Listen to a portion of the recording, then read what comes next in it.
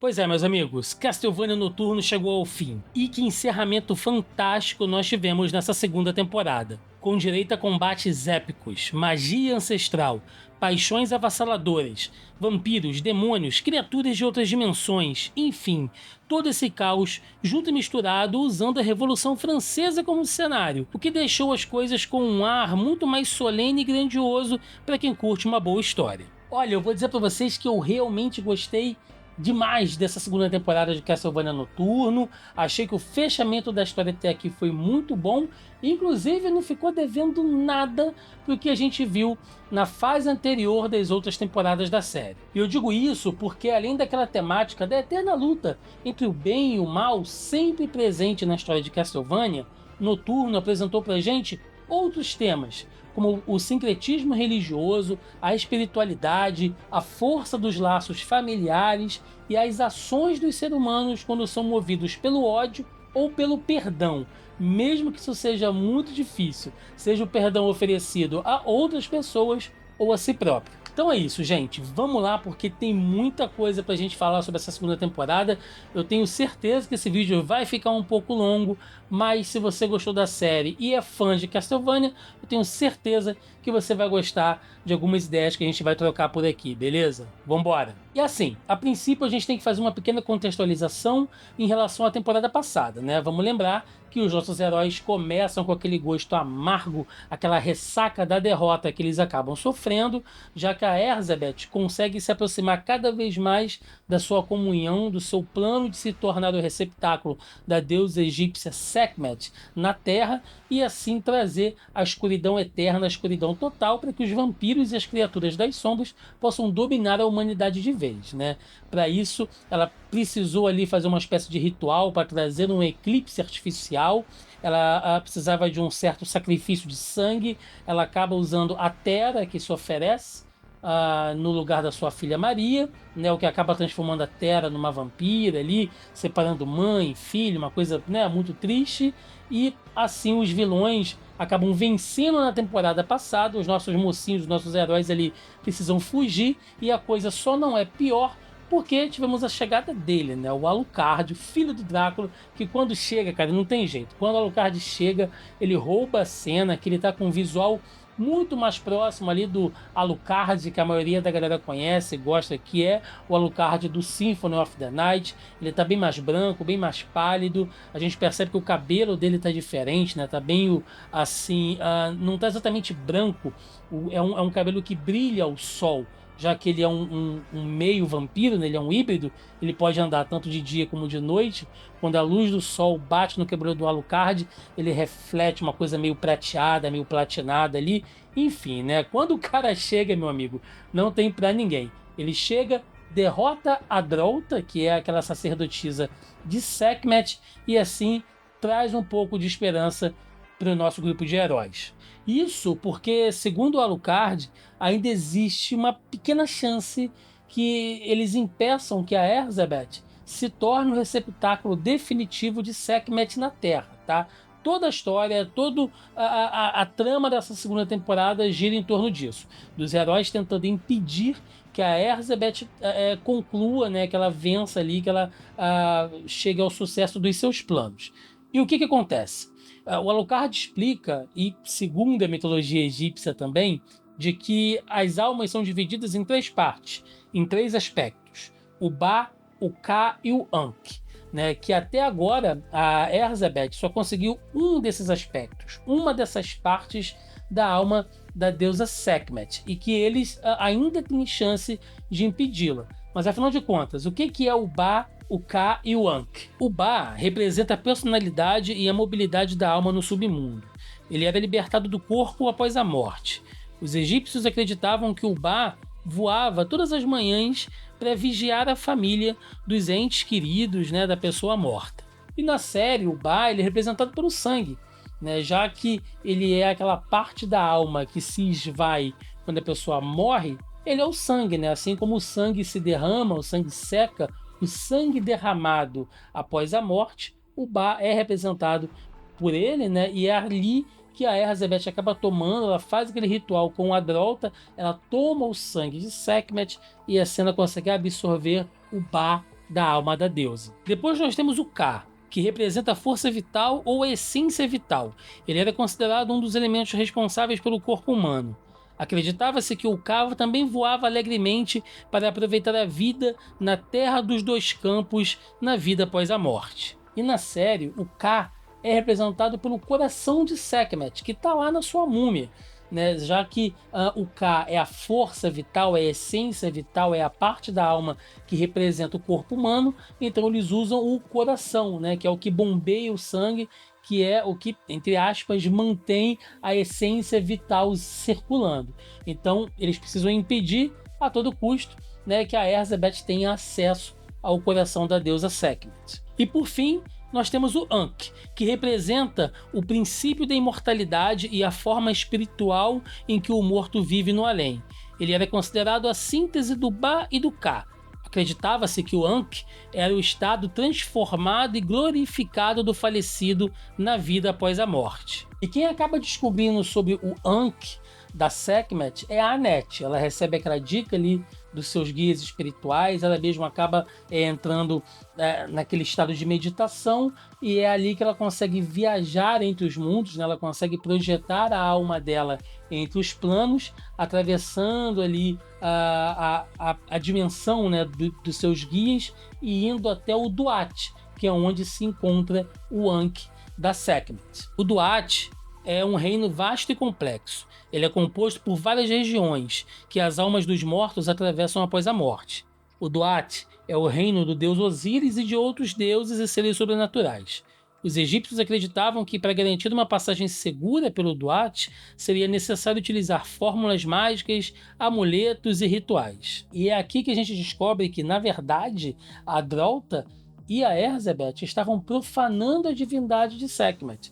Né? Aquela coisa daqueles rituais ali, aquela coisa de dar o sangue dela de um vampiro, criar todo aquele culto maligno em torno da devoção da deusa Sekhmet, aquilo estava causando um distúrbio na sua alma. Tanto que quando a Anet chega lá no Duat, ela vê o Ankh da deusa, né? Ela vê aquele espírito ali, aquele avatar, de frente para a balança de Osíris, que está totalmente desequilibrada. A balança de Osíris era um símbolo da justiça divina na mitologia egípcia. É usada para pesar o coração dos mortos no tribunal de Osíris, para determinar se eles irão para o paraíso ou se serão comidos por Amut, o devorador dos mortos. Isso tanto é verdade que, quando a Anet chega até o Duat e encontra aquela última parte da Sekhmet, ela é atacada pelo Amut. Né? Ele já está lá porque as coisas estão desequilibradas. Né? A balança de Osíris está desequilibrada e ele está ali para poder devorar, né, a princípio, quem está causando aquilo. Já que ele encontra a Anet por lá, ela acaba pagando o preço. Percebam então, gente, que até aqui, né, a gente só falou de mitologia egípcia e de tudo mais, só que isso mostra como houve realmente assim, uma preocupação dos roteiristas em estudarem isso, né? É uma cultura que nem todo mundo conhece muito, né? Eu acho que a maioria das obras da cultura pop abordam muito mitologia grega, mitologia nórdica também, mas a mitologia egípcia, né, e outras celtas, a própria mitologia japonesa, quem curte anime acaba conhecendo um pouco mais sobre isso também, mas em geral, né, não são mitologias assim tão exploradas na cultura pop. Eu achei legal que os roteiristas, os escritores aqui se preocuparem em dar uma estudada e deixar assim tudo muito bem casadinho. E a partir daí é que toda a trama da série vai se desenrolar, com os vilões tentando reunir as três partes da alma da deusa e os heróis tentando impedir que isso aconteça. Com certeza a missão dos heróis não será fácil, tá?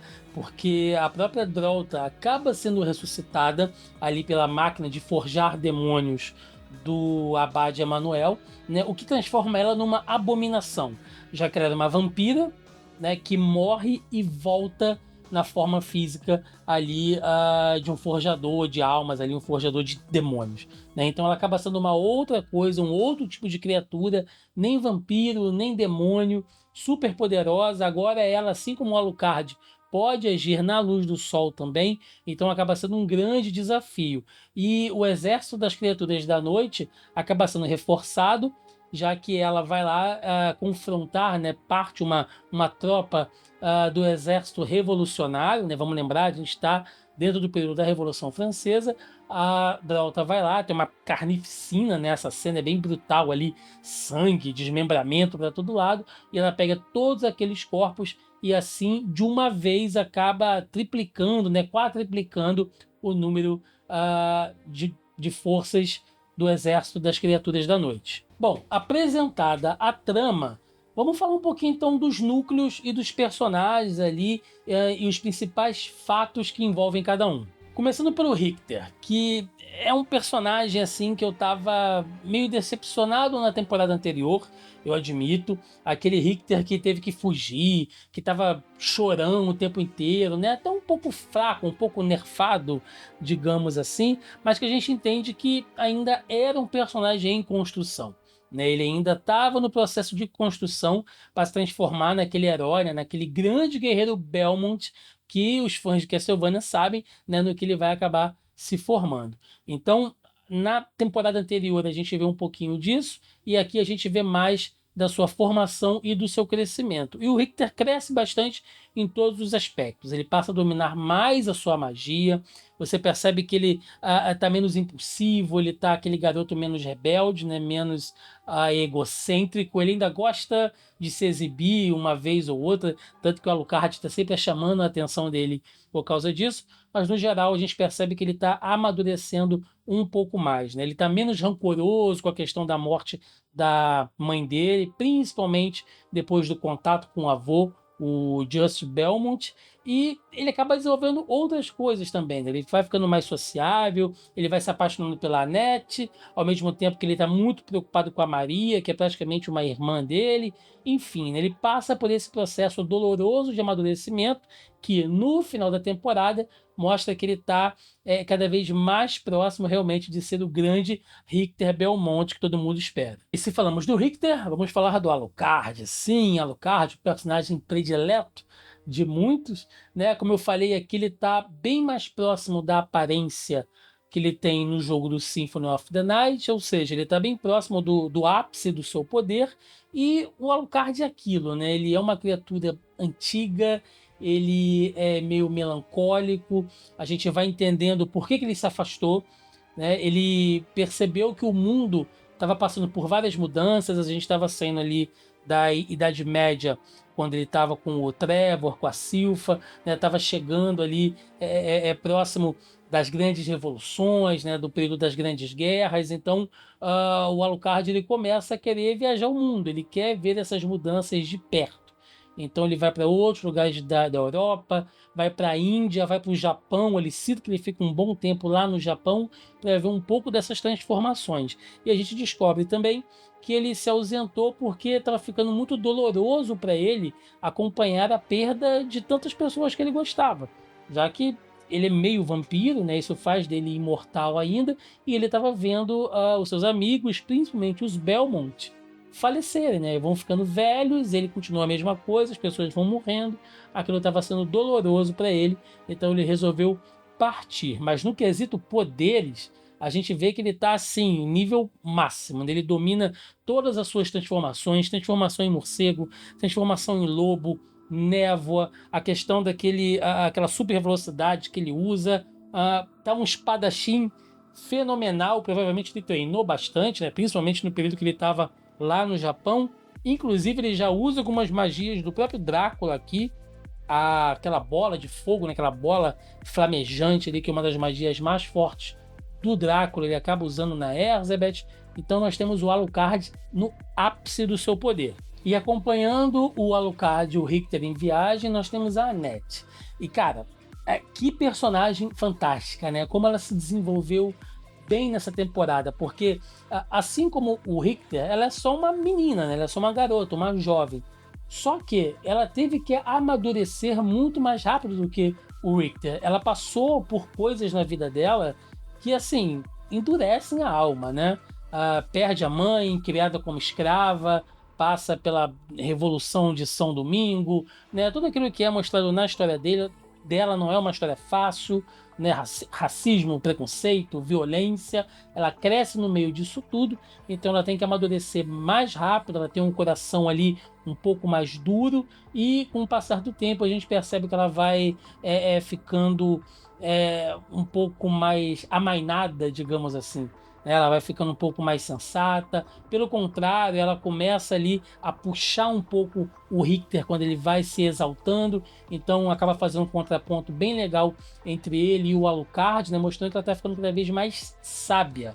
E todo aquele arco dele envolvendo o mundo espiritual é muito bacana, porque assim como a série está trabalhando a questão da mitologia egípcia, aqui eles trouxeram muito sobre a questão das religiões de matriz africana, né? Já que a Annette, ela tem essa origem, ela tem ali uma ancestralidade em relação aos orixás, né? No caso ao Ogum, é dito que ela é filha de Ogum, então ela tem, inclusive, ela encontra Ogum naquela viagem que ela faz lá no plano espiritual.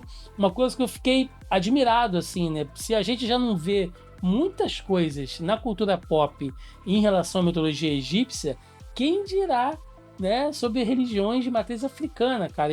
Assim, pelo pouco que eu conheço, né, eu achei que ficou muito bem representado. Eu acho que eles respeitaram bastante ali certos conceitos. Então, pô, foi bem legal, né, ver algo assim diferente sendo trabalhado dessa maneira. Sem contar que ela está dominando totalmente os seus poderes em combate, né, já que sendo filha de Ogum, ela tem controle sobre o metal e a terra. Você vê que ela está o tempo todo manipulando as coisas, criando armas, escudos, né? Ela usa esses materiais para se locomover de um lado para o outro. Cara, é fantástica as cenas de combate com a Annette. Outra personagem que mudou bastante, mas não pro lado positivo, é a Maria, coitada.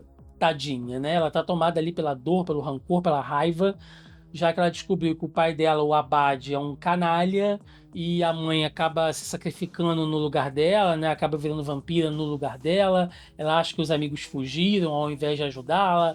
Ela já não tem mais esperança na revolução. Enfim, a menina tá arrasada, e isso tá afetando a invocação das criaturas que ela chama, né? É a velha metáfora, gente, do lado negro da força que nós vemos em Star Wars e tantas obras por aí, né? Quando você usa o ódio, usa a raiva para acessar certos poderes, você consegue assim um grande resultado, porém imprevisível, né? E até mesmo perigoso.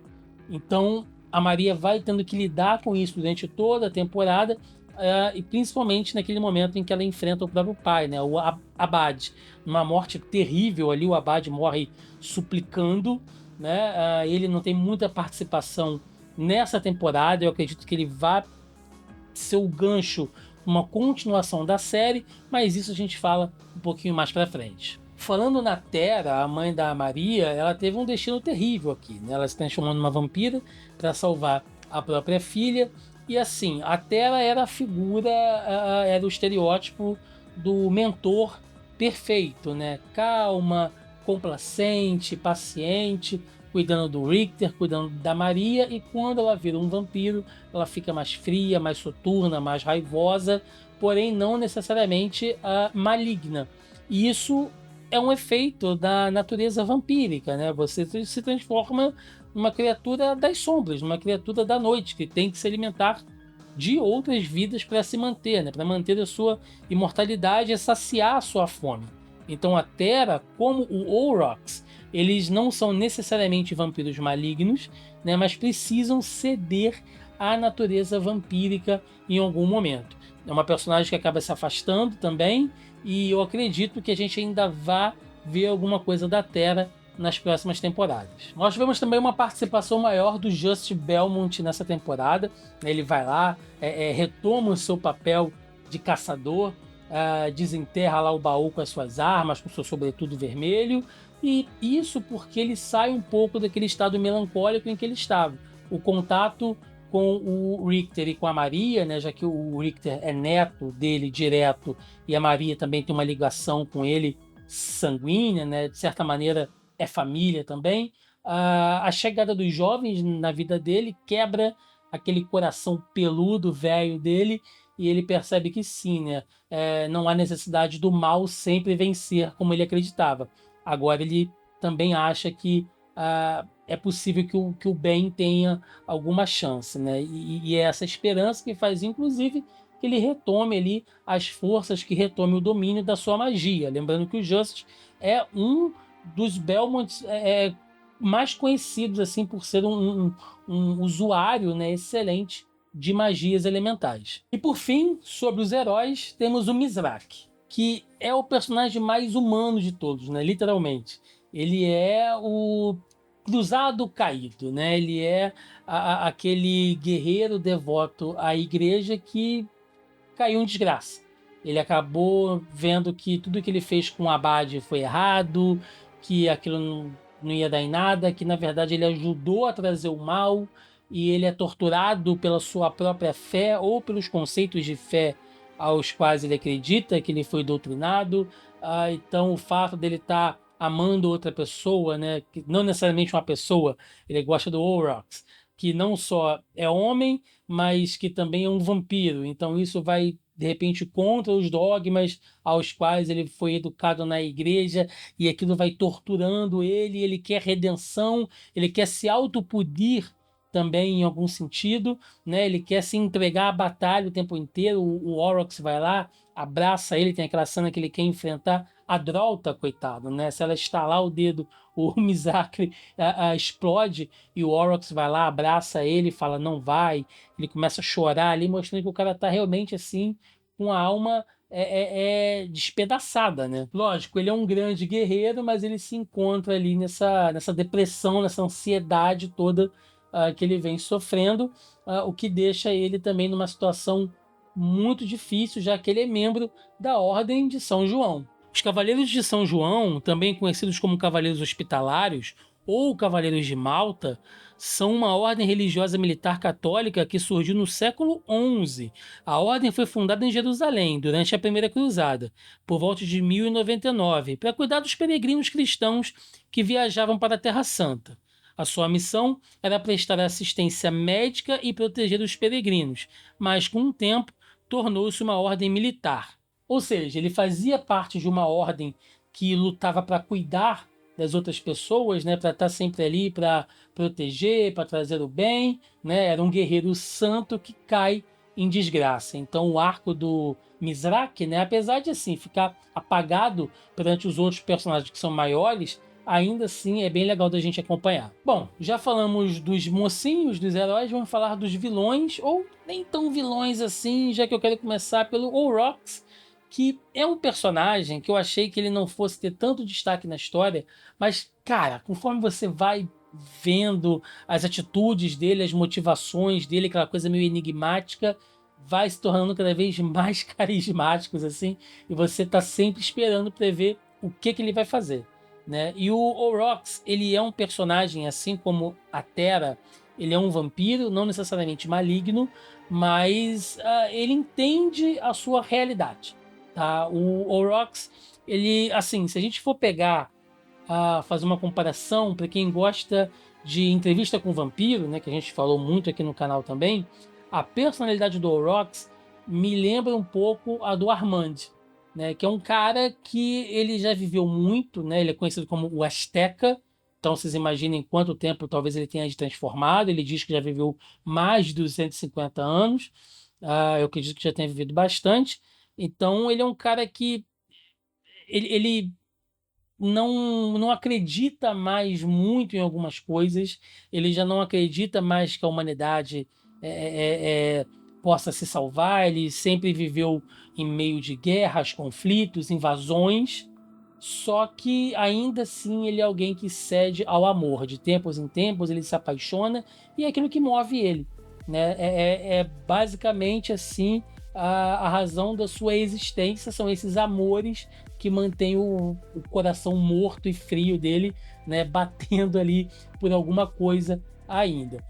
Logicamente que ele precisa se submeter a Erzsebet, né? Ele entende que ali, se ele entrar de frente, se ele bater de frente, ele vai levar a pior, só que ele fica agindo sempre nas sombras, né? Ele age como um agente duplo, até levando informação para os heróis em algum momento, mas sem nunca se revelar, fazendo isso só no final, né? Ele entende que ele sozinho não tem forças ainda para poder encarar a Erzsebet e a Drolta, principalmente depois que ela volta ali virada no Way do Inferno, né? E a Drolta, que volta na forma dessa abominação, a gente descobre um pouco mais da história dela, de que ela era sim uma sacerdotisa de Sekhmet lá no Egito, teve o seu templo atacado ali por saqueadores, enfim, deixada para morrer, né? Ela vê tudo sendo saqueado, destruído, os seus seguidores sendo mortos, ali assassinados friamente.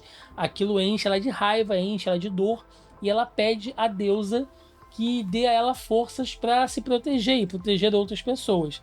É quando ela se depara com aquele vampiro que está se alimentando das vítimas do ataque, e ela acha que aquilo é um sinal, né, de que foi a deusa Sekhmet que mandou aquele vampiro até ali. Eles têm uma luta, ela ainda consegue derrotar o vampiro, empala ele e bebe o sangue dele, né, assim se auto-vampirizando, né, se auto-transformando em vampiro. Eu vou admitir que eu achei um pouco estranha essa cena, porque, assim, de acordo com a mitologia geral, com o cânone popular de vampiros, primeiro você precisa morder, né? Primeiro você precisa ter o seu sangue drenado pelo vampiro, e depois ele te devolve o sangue para que aí sim a transformação seja completa. Foi assim que eu sempre vi acontecer em todas as outras obras, né? Aqui não, aqui a Drolta foi lá e ela mesma se transformou só bebendo o sangue desse vampiro. Mas tudo bem, né? Achei assim que poderia ter tido um pouco mais de cuidado nessa origem dela, mas não chega a ser necessariamente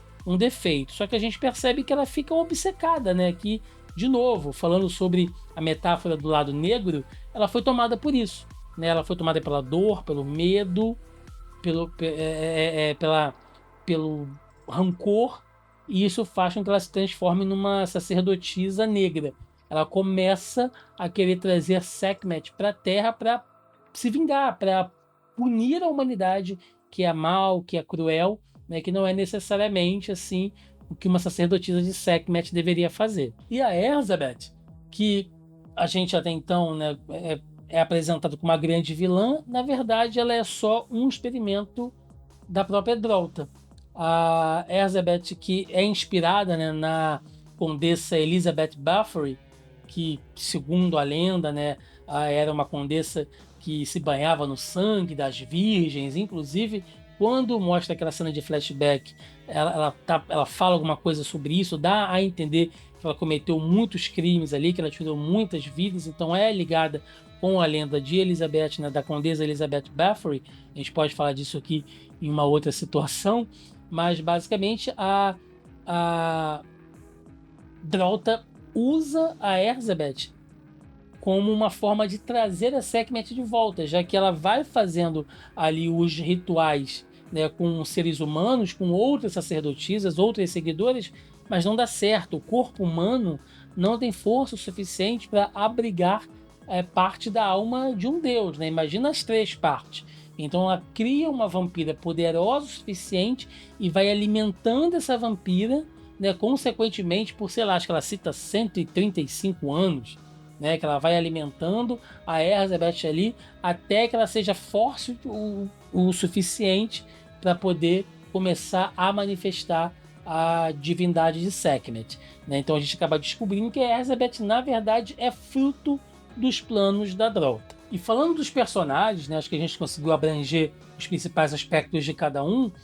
A gente tem que falar do cenário, desse plano de fundo que é a Revolução Francesa, que na temporada anterior foi apresentada, mas eles não se utilizaram muito dos elementos históricos. Nessa temporada, não. A gente vê muito mais referências aqui com a história real, citando fatos específicos, como a queda da Bastilha, que foi talvez o evento-chave, né, que deu a ignição na Revolução. Então, basicamente, os vampiros, a princípio, se uniram aos aristocratas, à nobreza da França, para se esconder, né, o que é uma metáfora, já que uma das razões, né, gente, assim, é muito complexo falar de Revolução Francesa, né, é um assunto muito amplo, muito extenso, mas, assim, de uma maneira muito simplificada, um dos fatores motivacionais que levaram à revolta popular da Revolução era que, porra, os nobres, os aristocratas estavam sugando ao máximo as castas mais baixas, né? E isso é, assim, uma metáfora, uma analogia aos vampiros, né? Assim como os vampiros sugam o sangue das pessoas para sobreviver. Então os vampiros se unem ali aos aristocratas, tem até uma passagem que mostram eles lá em Versalhes, né? Que era, assim, considerado o ícone, né? Do luxo, né? E de se esbanjar riquezas, enfim, questão da gula, dos grandes banquetes, das festas na corte francesa. E por outro lado, gente, os nossos heróis estão ligados à Revolução. A gente vê o Alucard comandando as tropas revolucionárias junto com Robespierre, a própria Maria, né, que é uma líder revolucionária, tenta formar ali alguns grupos para lutar na Comuna de Paris. Então, vocês podem me perguntar, né? Quer dizer, Thiago, que os vampiros estão ligados com os nobres, com os aristocratas, são vilões. E os mocinhos estão ligados com os revolucionários, e os revolucionários são o lado bondoso, né? São também os heróis, são o bem.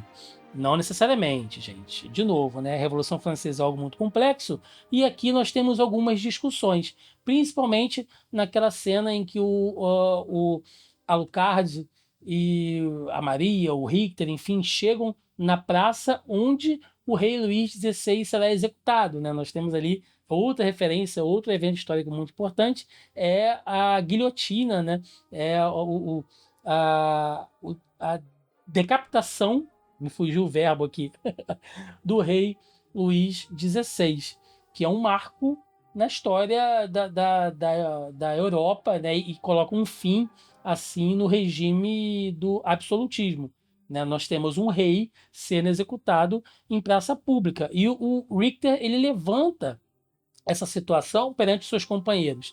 Eu acho que a coisa está perdendo o controle. Eu acho que está tudo assim saindo dos eixos, né? A gente está usando uma violência muito maior, muito mais necessária, que está causando muito mais caos do que ajudando a causa da revolução. E é aqui que o Richter está fazendo uma alusão ao terror, né? Ao chamado terror da Revolução Francesa. O terror, ou o período do terror, é popularmente conhecido como o ponto de maior violência na história da Revolução Francesa, ocorrido mais ou menos entre 1793 e 1794, quando Robespierre e os jacobinos promovem assassinatos, prisões e perseguições de opositores. E repito, tá? Vale lembrar, não somente tivemos a cena da decapitação do rei Luís XVI, mas como no final da série, a do próprio Robespierre, né? O que mostra que realmente o Richter estava certo em levantar, né, essa situação de que as coisas estavam saindo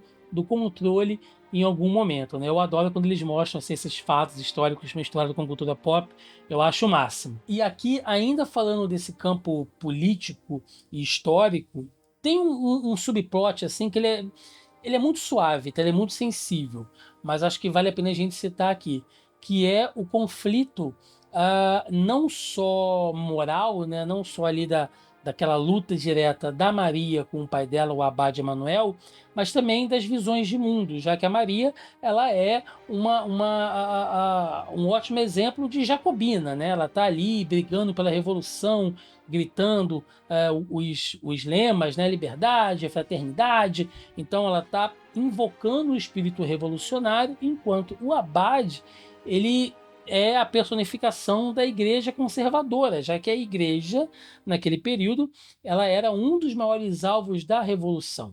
Então você tem o Abade que, assim, ele teme tanto as mudanças, né, os ventos revolucionários, que ele literalmente vende a própria alma para tentar combater isso tudo. Quando eu digo que o Abade era conservador, gente, eu não estou fazendo uma ligação, uma provocação com as discussões atuais, tá? Hoje se discute muito sobre conservadorismo, progressismo, tá? Não é sobre isso que eu estou falando. Eu estou falando de conservadorismo no sentido ali original, né, do que era discutido nas ciências políticas, que tem origem lá na Europa no século XVIII. Tá, voltando de novo para o campo da Revolução Francesa, a gente pode falar aqui de Edmund Burke, né, e todas as reflexões do campo conservador. Então, nesse quesito, o Abade ele representa esse campo conservador não tô querendo fazer nenhuma relação, tá, de conservadores, demônios, gente, não é nada disso, tá? É uma ligação puramente, assim, do ponto de vista científico, social, histórico, tá? E sim, ele tinha bons motivos para ser conservador, já que aqui a gente fala no sentido de conservar as coisas como elas eram, já que boa parte das pessoas sim queriam conservar o status da maneira que era, né? Nem todo mundo era devoto da Revolução. A gente vê isso em alguns momentos, quando Alucard e o Richter estão andando pelas ruas lá da cidade de Paris. Algumas pessoas olham para eles assim um pouco desconfiadas, né? Meio de rabo de olho assim, porque elas realmente são pessoas conservadoras. Elas não querem que as mudanças aconteçam ou que elas já aconteçam daquela maneira. E a igreja tinha ótimas razões para querer conservar as coisas como eram. Isso porque a Revolução Francesa foi inspirada nos ideais iluministas, que defendiam a separação entre a Igreja e o Estado. A Igreja Católica tinha um papel dominante na França pré-revolucionária. As ações contra a Igreja incluiriam a nacionalização das terras do clero, a abolição do dízimo e a substituição do calendário cristão. O governo revolucionário ordenou a observância de novas formas de religião, como o culto da razão e o culto do ser supremo. A descristianização da França teve efeitos a longo prazo, com muitos franceses abandonando suas terras pelas práticas religiosas tradicionais. O próprio Alucard, em algum momento, quando ele começa a observar aquelas pessoas, ele comenta com o Richter: eu já vi coisas parecidas acontecerem, eu estou presenciando simplesmente a humanidade passando por mais uma revolução, por mais uma mudança, né? E eles vão ter que lidar com isso, né? Ele até diz que ele não vai interferir de maneira nenhuma ali, ele não vai ficar para ajudar nem a Maria, nem o Richter nas lutas que eles vão travar dali para frente, né? Ele vai apenas observar, porque a humanidade tem que lidar realmente com essas mudanças. Então, de novo, né, gente? É tudo muito complexo, tá? Assim, Revolução Francesa é um tema muito extenso, né? Eu nem tenho um gabarito para falar exatamente sobre isso, mas eu achei legal que a série também, né, se demorou, colocou ali alguns detalhes para quem se liga um pouquinho em história, consegue pegar melhor, né, essas nuances, o que, na minha opinião, deixa a história muito mais rica. Bom, falamos dos personagens, falamos das referências, do contexto histórico, do cenário, da ambientação da série. Resoluções, né? O que Castlevania Noturno trata, quais são os temas principais, né, e como eles foram trabalhados na série. O primeiro deles é a questão da espiritualidade, gente, de que, assim, essa luta do bem e o mal, né, essa coisa maniqueísta do bem contra o mal, da luz contra as trevas, como eu falei no início do vídeo, sempre esteve presente na historiografia de Castlevania. Tá? Vamos lembrar lá o Drácula, né, que era uma criatura das trevas e que através do amor que ele tinha pela mãe do Alucard, ele começou a descobrir que ele também tinha alguma coisa de boa dentro de si, até que ele acaba, né, sofrendo ali, a mãe do Alucard acaba sendo morta por causa, inclusive, né, de pessoas que eram devotas da igreja, mas eram canalhas da pior espécie, né, muito mais malignos do que os piores bandidos por aí, mostrando que igreja, religião não quer dizer nada, né, mas sempre assim ligado do ponto de vista de uma visão judaico-cristã, né, de uma visão mais ocidentalizada desse maniqueísmo, né, dessa filosofia maniqueísta de bem contra o mal.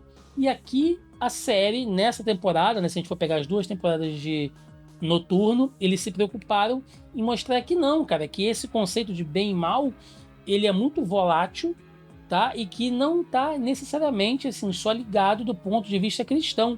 Você pode levar isso para outros lugares do mundo, com outras visões, com outras culturas, e ainda assim você sempre verá que a humanidade vai continuar travando certas batalhas morais. E é aqui que entra justamente esse sincretismo, né? essa união, essa coisa que algumas pessoas acharam que ficou, nossa, uma bagunça, um monte de religião, de mitologia, mas que na verdade tem essa função de mostrar que bem e mal, gente, existe em todo lugar, tá? E dependendo do ponto de vista, as coisas nem sempre são tão preto e branco. Vamos lá, a gente falou aqui de mitologia egípcia, né? A deusa Sekhmet, que é sim a deusa da guerra, mas também é a deusa da cura, é a deusa da justiça. Quem jogou o Assassin's Creed Origins, né, jogou lá com o Bayek de Siwa, percebeu que ele visitou os templos de Sekhmet. Ele tinha um amigo ali que era sacerdote de Sekhmet, e você vê que a deusa sim tinha outras facetas, né? Quem é mais versado em mitologia egípcia pode falar muito melhor sobre isso, mas mostrando que mesmo aquela deusa, ela não era necessariamente boa nem má, ela tinha muitos aspectos, assim como deuses da mitologia grega. Voltando àquela questão das religiões de matriz africana, que a gente vê todo o arco da Anet, né, ela também tendo contato com seus guias espirituais, com seus orixás, né, ali com seus santos, enfim, como as pessoas queiram chamar. Eles não objetificam exatamente, né, já que existem diversas linhas que trabalham com essa religiosidade, mas fica bem claro ali de que existem sim, né, algumas entidades que cuidam de determinados aspectos, né, de determinadas áreas, que têm as suas funções também. Né? Você tem ali como Ogum, né, que é desbravador, que é o guia, né, que é o ferreiro, que é aquele que cuida do solo e da terra. Você vai ter também outras entidades ali, né? Tem uma até que lembra talvez Exu, que é aquele que vem para buscar, para indicar indicar o caminho, né, para aqueles que se vão. Então, cara, assim, eles não explicam exatamente, mas mostram que ali também esses conceitos de bem e mal, né, de você buscar a luz, depende muito mais também daquilo que você quer, né, daquilo que você entende, daquilo que você busca quando entra em contato com essas entidades. É o que aquela guia espiritual, aquela mentora da NET fala com ela diversas e diversas vezes. Você tem que olhar, você tem que prestar atenção, você tem que saber o que você quer e ouvir o que essas entidades estão falando com você, para daí sim você tomar as suas decisões. O próprio Orox, né, vamos lembrar aqui que ele é chamado como o quê? Como o Azteca, mas ele também é chamado como o dragão. Né? Ele tem aquela forma ali dele que ele vira um monstrão, mas se vocês prestarem atenção, na verdade aquilo ali é uma serpente alada. Né? E ele, né, sendo um Azteca, ele vindo diretamente ali da América, né, do Novo Mundo, ele é a personificação, né, ele é ali uma identificação, né, do deus Quetzalcoatl, que era uma divindade da Mesoamérica, especialmente da cultura asteca, que era venerada também pelos maias e os toltecas. O seu nome significa serpente emplumada, e ele era representado como um réptil voador semelhante a um dragão, e daí vem o seu apelido. Quetzalcoatl era o deus do vento e da chuva, e era cultuado como o criador do mundo e da humanidade. Era também considerado um deus herói, e estava associado a cultos de renovação da natureza, realeza e vida eterna. Então percebam, o Orox, né, sendo a personificação dessa divindade na série, essas coisas como natureza, divindade, né, vida, não está necessariamente ligado a essa questão de maniqueísmo. Logicamente, na série ele é um vampiro, tá? Mas ainda assim, de novo, traz uma outra visão, uma outra cultura, uma outra mitologia, onde as entidades lá não podem ser simplesmente classificadas como bem e mal. E a visão cristã da coisa toda não está perdida, né? Nós temos todo o arco do Abade, do Mizrak, né? Mostrando que quando os homens tentam agir por conta própria, usam do seu egoísmo, usam das suas próprias ambições para fazer a palavra de Deus, né? Ou o que eles acreditam que seria a palavra de Deus, vai dar merda, falando no bom português. E é o que acontece. Né? E sempre há pessoas que vão pagar o preço por isso. Quando líderes religiosos, ambiciosos, né, que têm suas próprias motivações egoístas, fazem ações achando que estão levando a palavra de Deus, fazendo o trabalho de Deus, existem pessoas que vão sofrer com isso, né? Que vão acabar sendo prejudicadas por isso, transformadas por isso, que é o caso dos filhos da noite, lá dos demônios criados pelo Abade, entre eles o Edward. Né? O Edward, que é justamente uma analogia, uma metáfora sobre isso. Né? Alguém que sofre, né, que é vítima dessa palavra de Deus deturpada, né, e tem que lidar com isso, e que ainda assim não se vende, né, descobre que mesmo ele tendo sido deformado por ação de outros, ele ainda pode continuar praticando o bem. Olha a visão dessa coisa toda, gente. E aí, gente, toda essa discussão, né, sobre bem e mal, de sincretismo religioso, espiritualidade, que mostra que, indiferente daquilo que você acredite, da sua fé, do que você siga, você sempre vai estar suscetível, né, a pensamentos e ações boas e ruins. E que só depende da gente tomar certas atitudes, né? Sejam elas movidas pelo ódio e também a capacidade de perdoar. E é aqui que a série também trabalha esses quesitos, e talvez assim seja aquilo que entrega os momentos mais emocionantes, mais tocantes de toda a série. Tá? Eu posso dar diversos exemplos aqui. Primeiro, o próprio Just, que a gente falou, né, quando ele vai lá na sepultura da esposa, né, pede desculpas por não ter atendido certas expectativas, que na verdade, assim, ela já morreu, né? Ela já teoricamente não se importa mais com isso. Então, ele está pedindo desculpas a ela, mas na verdade ele está justificando uma dor que ele mesmo levou por muito tempo. Então, ali, ele colocando o anel de volta, né? Ele indo lutar ao lado do Richter e da Maria, é ele se perdoando, né? É ele dizendo que, olha, eu já vivi no luto muito tempo, né? Chega de viver nessa desesperança, nessa solidão, nesse desespero.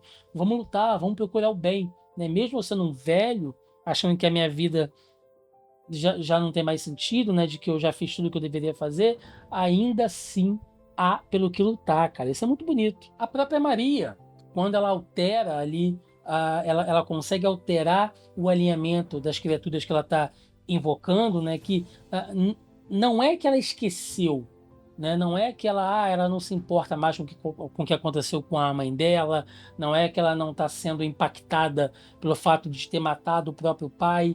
Não é isso. Ela é uma pessoa que também está se perdoando, né? Que também está entendendo de que existe o luto, ela pode viver o luto, já que é como se a mãe tivesse morrido e o pai, né, literalmente morreu mesmo pelas mãos dela.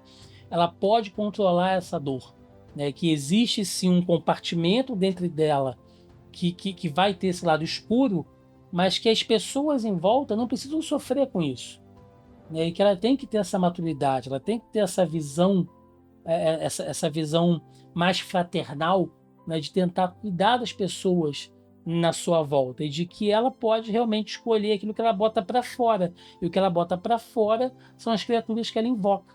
Então ela pode invocar criaturas das trevas ou criaturas bondosas. Então, também trabalha muito essas questões de bem e mal aqui. Gente, que exemplo maior do que a própria Annette, né, que passou pelo que passou, literalmente o pão que o diabo amassou, sabe? Nasceu escrava, torturada, talvez tenha passado, né, por muitas outras coisas, teve a mãe cruelmente assassinada na frente dela, teve que fugir. Era uma menina que tinha tudo para ser amargurada e não, cara, ainda assim ela luta pelos outros, né? Até por pessoas que não sigam as suas crenças, que não tenham a cor da sua pele, e mesmo assim ela compra aquelas brigas, mesmo que a princípio de maneira impetuosa, depois ela vai acolhendo todo mundo, sendo carinhosa.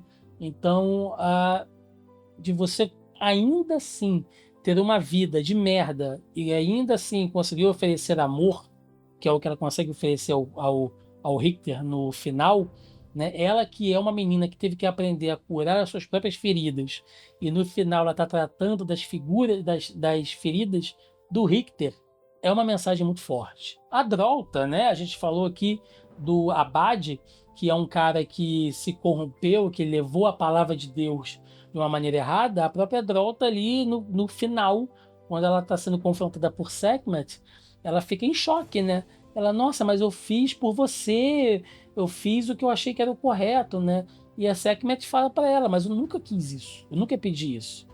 Você estava movida pelo ódio, você estava movida pela raiva, então você utilizou o meu nome para fazer o que fez.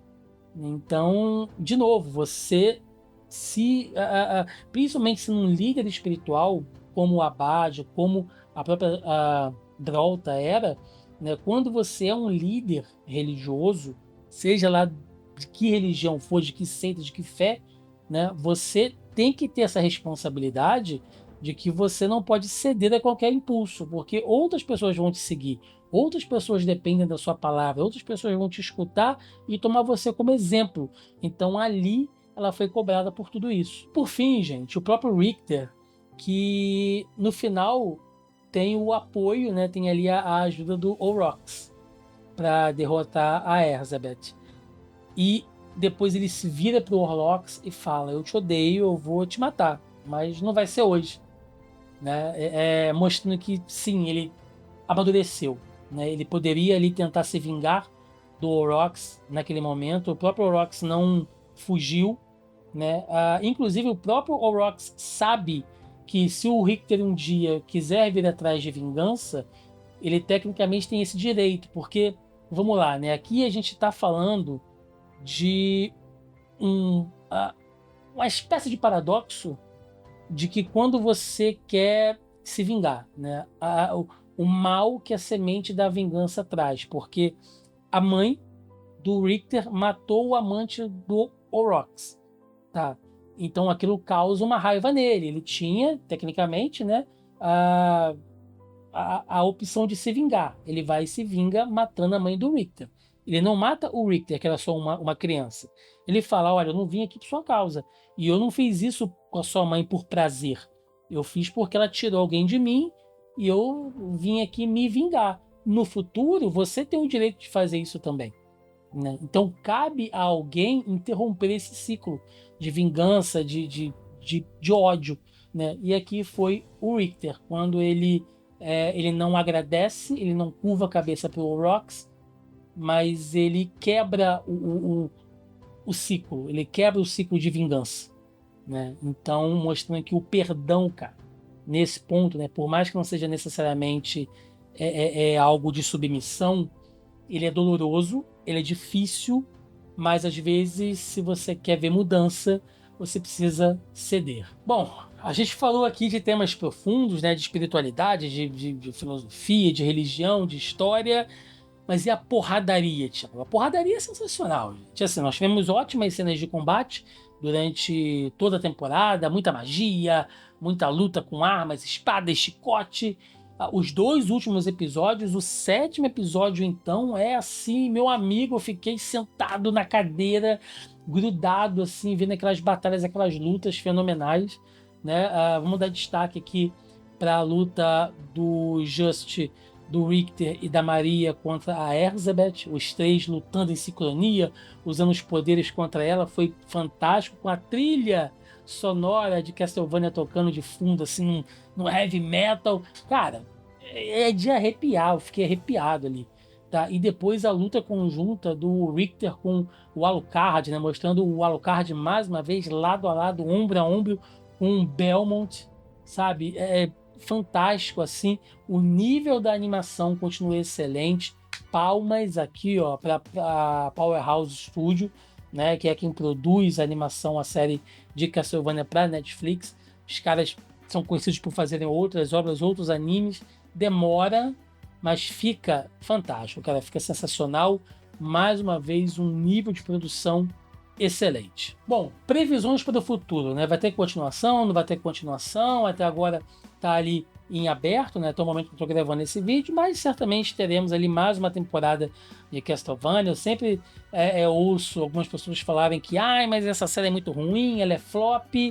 Gente, já foram 6 temporadas.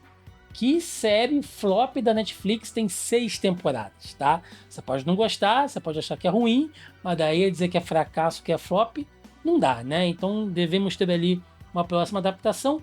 E, na minha opinião, tá? É aqui que eu vou puxar uma coisa que nós falamos lá no início do vídeo, quando nós citamos o destino, né? O final, até então, do Abade Emanuel, que ele vem... a alma dele, né, é reivindicada ali por uma criatura sombria, que o próprio Orox chama de Fausto, né, voltando ao mito clássico do do Fausto e do diabo, enfim, mas também ele diz que não é necessariamente o diabo ali, é alguém que vem buscar. Para mim, gente, aquilo ali talvez seja a conversão do Abade no Shaft, né? Que é aquele bispo ali, aquele padre negro que a gente vai ver no Round of Blood e no Castlevania Symphony of the Night, né? Então eu acredito que a próxima fase de Castlevania, né, talvez até sendo a última, não sei, mas deve ser o retorno do Drácula, como a gente vê no Symphony of the Night, já com Alucard, já com o Richter, a Maria, todo mundo ali envolvido, né? Eu acredito que então a próxima temporada seja talvez o Shaft trazendo o Drácula de volta, né? Vale lembrar, nas temporadas anteriores, que a alma do Drácula está vagando lá entre as dimensões, né? A gente viu isso acontecer com ele, então pode ser que ela seja trazida de volta de alguma maneira. Eu acredito que a próxima temporada deve trabalhar sim com uma adaptação mais focada em Symphony of the Night. É isso, gente. Final de análise de Castlevania